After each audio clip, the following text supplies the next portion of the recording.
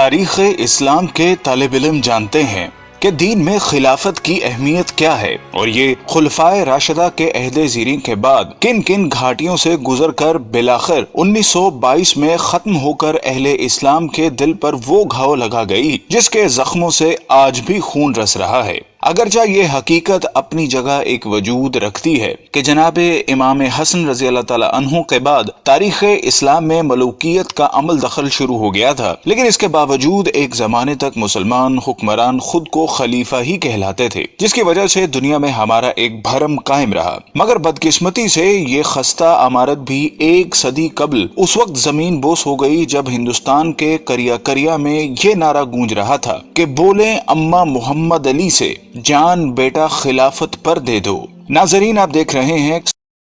جس نے آج کی اس زیر نظر ویڈیو کے لیے تاریخ میں سب سے طویل عمر رکھنے والی خلافت عثمانیوں کو اپنا موضوع سخن بنایا ہے، جس میں اس عہد کے سرسری جائزے کے ساتھ ساتھ اس معاہدے کا بھی خاص طور پر تذکرہ کیا جائے گا جو کہ اس کے خاتمے کے وقت اتحادی قوتوں اور اس کے شکست خوردہ حکمران کے درمیان طے ہوا تھا، جس کی عمر 100 سال مقرر کی گئی تھی، اور ہم جانتے ہیں کہ یہ مدت آئندہ سالوں میں ختم ہو جانے والی ہے، جس کے بعد نہ صرف عالم اسلام بلکہ پوری دنیا میں ایک بہت بڑی تبدیلی کے مواقع موجود ہیں۔ لیکن اصل موضوع کی جانب بڑھنے سے قبل ہمارے اس قافلہ تحقیق و جستجو میں نئے شامل ہونے والے ساتھیوں سے درخواست ہے کہ وہ پہلے چینل کو سبسکرائب کر کے ساتھ موجود گھنٹی کی علامت کو بھی دبا دیں تاکہ اسی نوع کی ہماری دیگر ویڈیوز بھی ایک خودکار نظام کے ذریعے آپ تک پہنچتی رہیں۔ معزز ناظرین، بنو امیہ کی حکومت کے خاتمے کے بعد 132 ہجری میں خلافت بنو عباس کا قیام عمل میں آیا، جو کہ قریب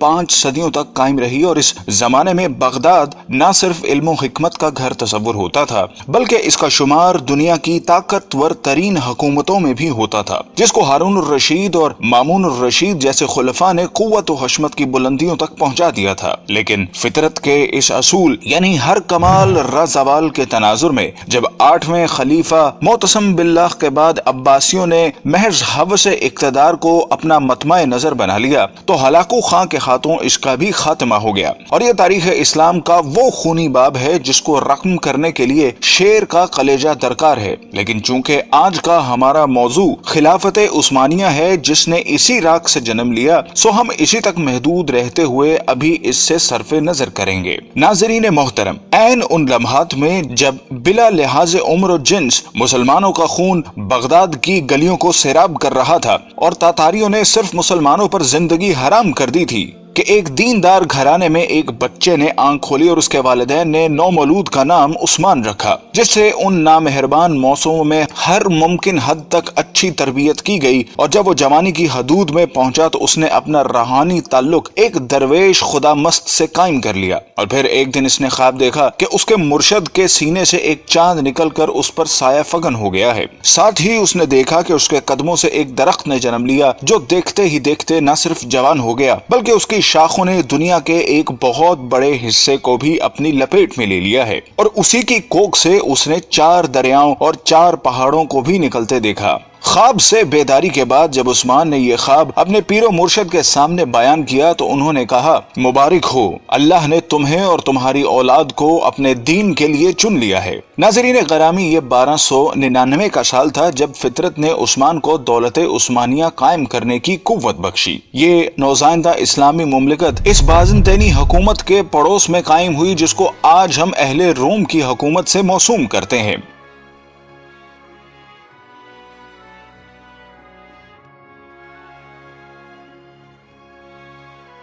قابل قدر ناظرین، عثمان جس کو ترک آج بھی غازی عثمان کے نام سے یاد کرتے ہیں کا عہد حکومت ایک مثال کے طور پر پیش کیا جاتا ہے جس میں عدل و انصاف کی حکمرانی تھی۔ غازی عثمان نے اپنی زندگی میں ایک ایسی سلطنت کی بنیاد رکھی جو کہ آنے والی کئی صدیوں تک قائم رہی۔ یہ عظیم حکمران جب 1226 میں اس دنیا سے رخصت ہوا تو اس نے موت سے قبل اپنے بیٹے اور خان کو جو نصیحت کی وہ آج بھی کتب تاریخ میں ایک بہترین ضابطے کی صورت ضرورت بھی موجود ہے۔ اس نے کہا کہ جہاد فی سبیل اللہ کو قائم رکھتے ہوئے ہمیشہ دین اسلام کا پرچم سر بلند رکھنا اور ہمیشہ عدل و انصاف پر قائم رہنا۔ اس نے کہا کہ میری نسل سے جو شخص بھی اسلام سے بے وفائی کا مرتکب ہوگا تو وہ روز حشر رسول اللہ صلی اللہ علیہ وسلم کی شفاعت سے محروم رہے گا۔ اور پھر اس کے بعد 627 سال تک دولت عثمانیہ پر اسلامی خلافت قائم رہی، جس دوران کئی ایک نامور حکمران آئے جنہوں نے اس کی آبیاری کرتے ہوئے اسے دنیا کی ایک عظیم سلطنت میں بدل دیا۔ اور پھر آنے والے وقت نے ثابت کیا کہ عثمان کے خواب میں آنے والے دریاؤں میں دجلہ، فرات، نیل اور دریائے دینوب شامل تھے،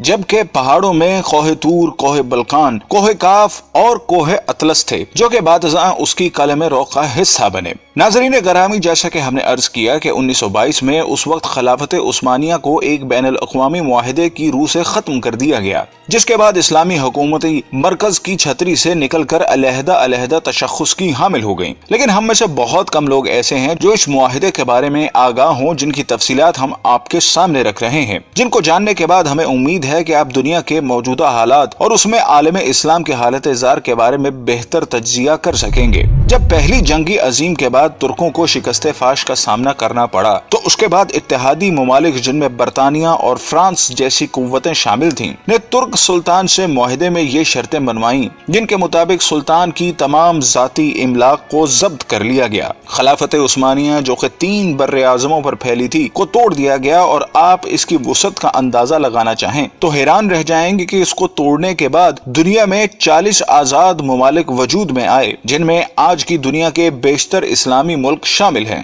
گویا مسلمانوں کی قوت مختلف 40 دائروں میں تقسیم ہو کر رہ گئی، جس کے بعد یہودی اور نصرانی دنیا کے لیے سپر پاور بننے کا راستہ ہموار کیا گیا۔ ترکی جو کہ اس سے قبل عالم اسلام کا مرکز تصور ہوتا تھا کو سیکولر اسٹیٹ کا درجہ دے دیا گیا۔ سلطان کے 3 بر اعظموں پر پھیلے ہوئے اثاثوں کو ضبط کر لیا گیا، اور ترکی میں آئندہ 100 سال تک اسلامی نظام کے نفاذ اور خلافت پر پابندی عائد کر دی گئی۔ اس کے علاوہ اس کو معاشی طور پر تباہ و برباد کرنے کے لیے یہ شرط بھی رکھی گئی کہ وہ اگلے 100 سال تک اپنی معدنیات، جن میں تیل کی نمایاں دولت تھی، کو استعمال نہیں کرے گا، اور تیل کے مزید کنویں بھی نہیں کھودے جائیں گے۔ جبکہ مزید ظلم یہ کیا گیا کہ اس کی بندرگاہ باسفورس پر ترکی کی ملکیت کو ختم کرتے ہوئے اسے عالمی تصرف میں دے دیا گیا، اور یہ شرط رکھی گئی کہ ترک اس سے کسی بھی قسم کا ٹیکس وصول نہ کر سکیں گے۔ یہ تمام شرائط نافذ کرنے کے بعد ساتھ ہی یہ بھی طے کر دیا گیا کہ ترک سلطنت اگلے 100 سال تک اس معاہدے کا احترام کرنے کی پابند ہوگی۔ ناظرین گرامی، وقت اپنی مخصوص رفتار کے ساتھ چلتا رہا، اور ترک مسلمانوں اور بالعموم تمام عالم اسلام نے یہ صدی کس کرب سے گزاری۔ اگر اس داستان خون رنگ کو لکھنے کی جسارت کی جائے تو ظاہر ہے ایک پوری کتاب کی ضرورت پڑے گی، لیکن یہ عہد پرآشوب اپنی تمام تر حشر سامانیوں کے ساتھ اب اپنی آخری سانسیں لے رہا ہے، اور اب مزید کچھ سال بعد ترکی اس معاہدے سے آزاد ہونے والا ہے، جس نے 100 سال تک اس کی آزادی کو اس سے چھینے رکھا۔ لیکن جو وقت قریب آ رہا ہے تو اسلام مخالف قوتوں کی راتوں کی نیند میں خلل آنے لگا ہے کہ اس معاہدے کے بعد دنیا میں ایک بار پھر نئے دور کا آغاز ہونے والا ہے، جس کی طاقتور شہادتیں ترکی کی موجودہ قیادت جو کہ مرد حر طیب اردغان کا قول و عمل دے رہا ہے۔ ہر چند کے گزشتہ 1 صدی میں ترکی کو اسلام سے دور رکھنے کی ہر ممکنہ کوشش کی گئی، لیکن اس کے باوجود حالات گواہی دے رہے ہیں کہ وہ چنگاری جس کو اغیار نے اپنی مکاری سے دبانے کی سرتوڑ کوششیں کی، وہ ایک بار پھر شعلہ بننے کے لیے بےتاب ہیں۔ بلکہ اگر طیب اردغان کے طرز عمل پر ذرا سا بھی غور کریں تو یہ بات کھل کر سامنے آتی ہے کہ برما کا معاملہ ہو یا کشمیر کا مسئلہ، سب سے پہلے مسلمانوں کے حق میں جو آواز بلند ہوتی ہے وہ طیب اردغان کا نعرہ مستانہ ہوتا ہے۔ بلکہ حال ہی میں جب امریکی صدر ٹرمپ نے پاکستان کے خلاف زبان کھولی تو اس کی مذمت بھی سب سے پہلے ترکی کی سرزمین ہی سے کی گئی، اور جب یہ معاہدہ اپنی موت مر جائے گا تو پھر حالات کیا رخ اختیار کریں گے، اس کا اندازہ لگانا کوئی زیادہ مشکل کام نہیں۔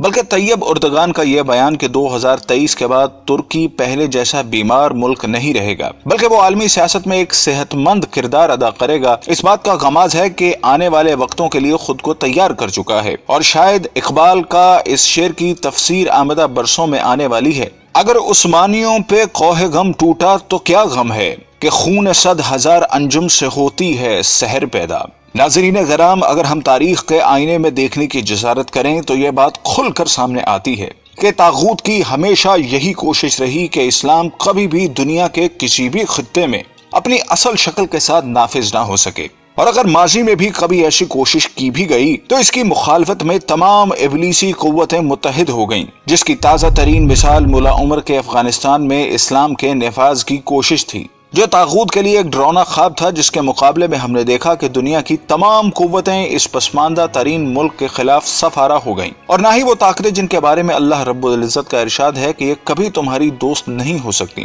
بلکہ یہ آپس میں ہی ایک دوسرے کی دوست ہیں۔ یہ گوارا کرتی ہے کہ ملت اسلامیہ کبھی ایک مرکز تلے جمع ہو سکے، اور یہی وجہ ہے کہ انہوں نے اسلام کی خلافت کو ختم کر کے اپنے تئیں ایک بہت بڑا معرکہ سر کر لیا تھا، اور اس خوش فہمی میں مبتلا تھیں کہ شاید ایک صدی کی گرد تلے دبے یہ ترک مسلمان دوبارہ اپنی فطرت کی طرف مراجعت اختیار نہیں کر سکیں گے، لیکن وقت کے تیور بتا رہے ہیں کہ اب ان کا یہ خواب پورا نہیں ہو سکے گا، اور ایک دفعہ پھر دنیا میں خلافت کی بنیاد رکھی جائے گی، کیونکہ حضور صلی اللہ علیہ وسلم کی حدیث کے مطابق قیامت سے قبل خلافت قائم ہو کر رہے گی۔